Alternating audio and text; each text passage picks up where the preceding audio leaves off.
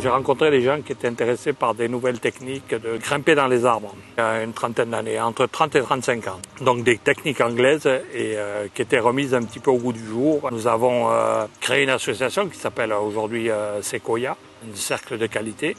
On a fait la promotion de tout ce qui est travaux dans les arbres avec les cordes. Ça a été le point de départ de la création d'une école à Châteauneuf-du-Rhône. L'école a été la première école formant des grimpeurs et lagueurs et surtout formant les grimpeurs à la biologie, à la physiologie de l'arbre. On a participé à monter tout un cursus de formation pour spécialiser les grimpeurs, pour leur donner une reconnaissance, et ça s'est appelé un certificat de spécialisation grimpeur et lagueur. Le métier a explosé, a existé à partir de là.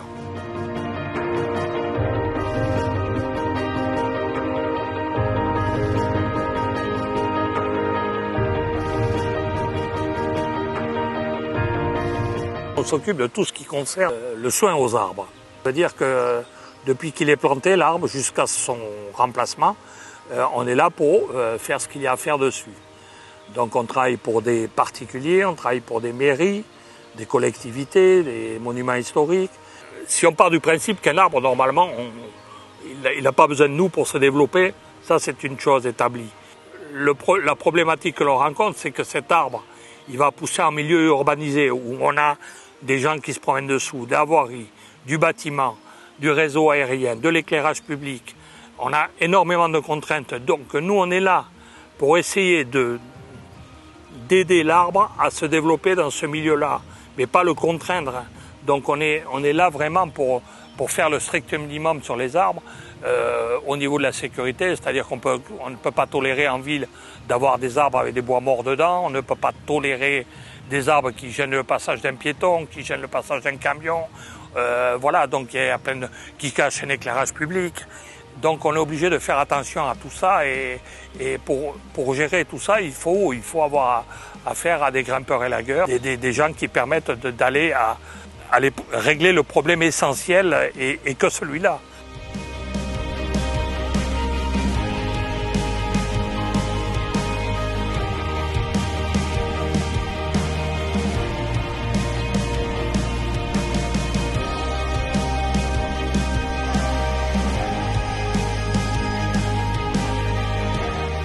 Aujourd'hui, on va tailler deux gros cèdres du Liban qui sont dans un jardin donc privatif de particuliers, mais par contre qui se trouvent en bord de route. Et donc nous allons procéder donc à une taille de nettoyage, histoire d'enlever toutes les branches sèches, toutes les branches cassées, et de façon à pouvoir aussi faire un gabarit routier pour la circulation des poids lourds et de tous les autres véhicules.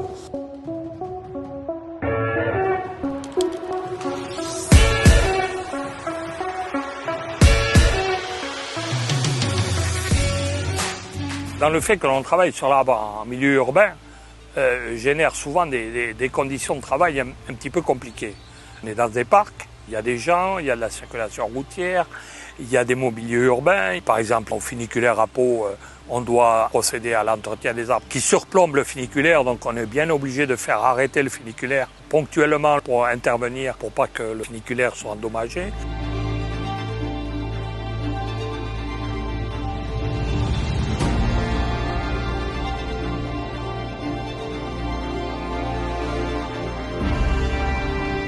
Aujourd'hui, on a déployé 4 grimpeurs, donc on va se répartir la tâche donc de 2 grimpeurs par arbre. Et ensuite, nous avons 2 hommes de pied qui vont servir à faire la circulation, à arrêter les voitures et après à dégager la route quand il y aura nécessité pour les usagers de l'emprunter. Celui-là, à mon avis, il a plus de 100 ans, bien dépassé, même 150 je pense.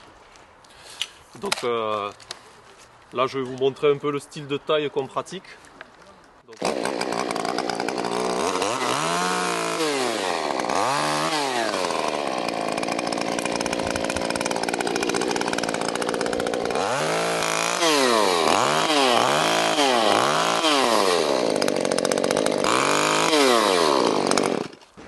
Donc voilà, en 2 mots, en fait, ça se passe comme ça. Quand on veut vraiment éclaircir et tailler un arbre, on lui retire vraiment toutes ses branches sèches, en les retirant, en coupant au ras, sans trop essayer de toucher la branche parce que l'arbre il recouvre toutes ses plaies de façon à ce qu'il n'y ait pas d'entrée de parasites ou de champignons en fait.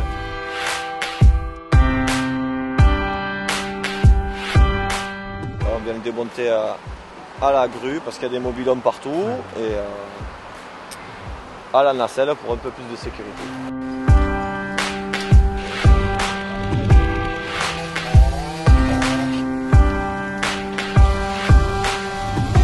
On a des arbres qui se sont déstabilisés. Alors au parc Lavrance notamment, on a un gros cèdre plus que centenaire qui s'est déstabilisé, donc fissuré au sol. La motte avait bougé, donc c'est un arbre qui était potentiellement capable de tomber et couper toute une route en pleine ville. C'était un peu désastreux. Donc on a été obligé de le démonter. On monte dans l'arbre, on déshabille complètement l'arbre. Et on se fait aider de grues pour le maintien des morceaux, de façon à ce qu'on n'esquinte pas ce qui est dessous et qu'on préserve tout l'environnement.